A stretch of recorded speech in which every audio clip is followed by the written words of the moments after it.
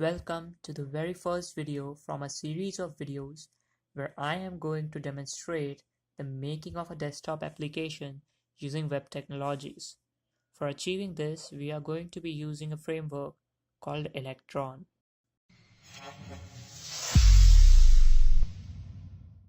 So as you can see on my screen, there's this icon called snippets.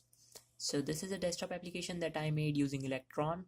So I'm simply going to double click on it and you can see it opens up like a native desktop application, but this is entirely built on HTML, CSS and JavaScript, basically web technologies. So let me just take you through a quick tour of this web application to tell you what it does, how it is organized, and also what you're going to have if you follow all these tutorials, all this series of tutorials basically. So at the top you can see there's this title bar. As a native desktop application basically works, this one is used for minimization, this one is again used for maximization, and that one closes everything. Okay, moving on, we have this menu bar. Now this menu bar is completely made on HTML and CSS and clever hover based properties. So as you can see that even if I take my mouse off or drag my mouse off to this center part, the file still stays open. Now if I hover on top of any other options, it loads, it basically drops down that menu or shows that menu just like in a native application. Now of course this menu is completely a demo menu, and the only thing that works is this file option and this themes option. So you can either create new file, new folder does not works. Yeah, it does not works. So moving on, we have this main layout. This main layout is basically divided into three sections: the left panel, the center panel, and the right bar. So in the left panel, you can see that the left panel basically is used to enlist all the files and folders that a user is currently working on. Right, so right now I'm in the folder called Electron tryouts. I could change this folder by clicking that change button. So you can see that I can select any one of them. So I'm just gonna go back to Electron tryouts and select that folder. And I'm gonna say select. So these are all the items that are present inside of the Electron tryouts folder. So you can see there is this index.html, and notice the title bar, how the title bar changes as I click on any one of those. So as I say index.html, it loads the file from that folder, and you can see there's this dot which indicates that the file is now unsaved. And as soon as I press Ctrl S, you can see that dot goes away. And now I'm gonna type in some content to show you that the dot comes back, indicating that again the file is unsaved. Right, it becomes very easy, and I have tried to cover as many small portion and points as I could.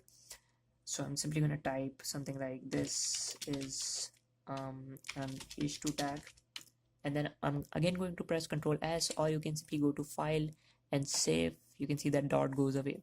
Now to create a new file, you can either use again the option new file, or you could go to Ctrl N.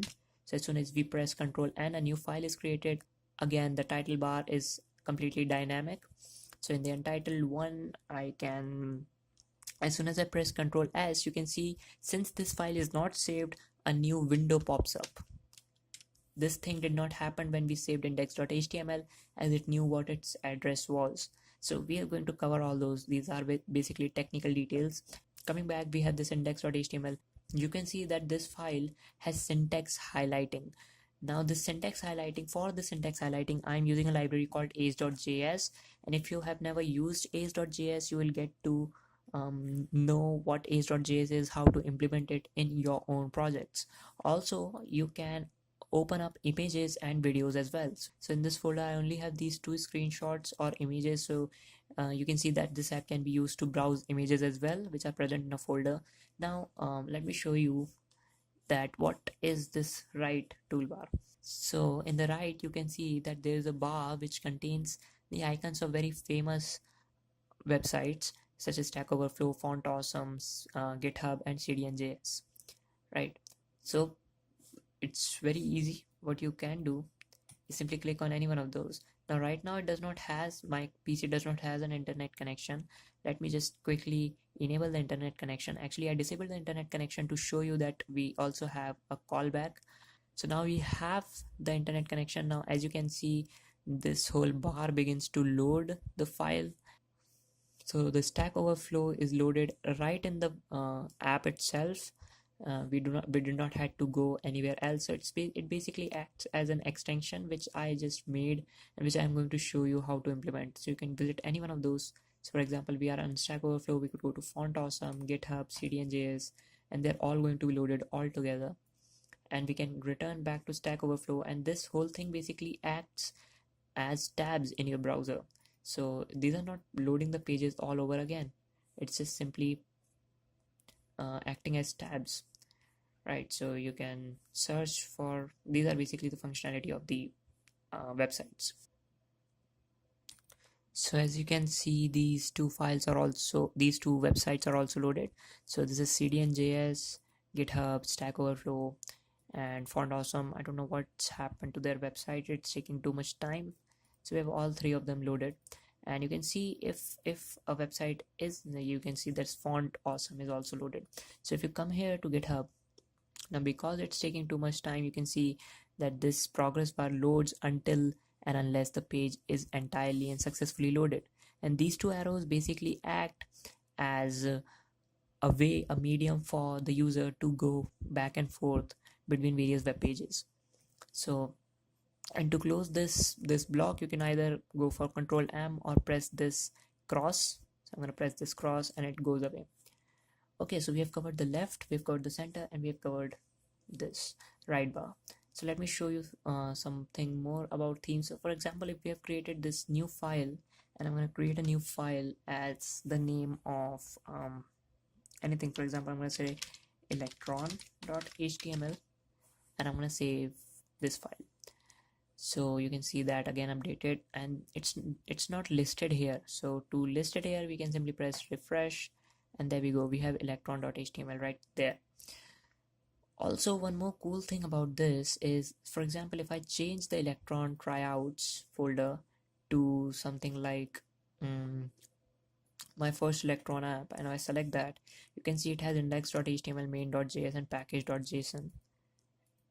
So all I can do is simply, even if I cut the app and I reload it, you can see that the My Electron app folder is still saved and restored as it is. That's because we are using a JSON file to store the last opened folder. And again, we can change themes, of course. So if you go to themes, so there are a large variety of themes which came with ace.js. For example, Xcode, Twilight, Terminal, and all these themes which you can apply, you can provide your users to apply. So you can see it applies just as you select one of these themes. If you press cancel, it's gonna come back. It stays here, but as soon as I click on it again, the theme refreshes to default. And if I click on any one of them, I want to select, for example, I want to select GitHub, and I'm going to say okay. What it does is that it applies the GitHub theme. And even if I cut the app, again, we're using a JSON file to store those themes. So if I open this up, it's again the same theme is loaded all over again. So that's it for this video, and in the next one I'm going to demonstrate installing and creating a very basic Electron application. So till next time.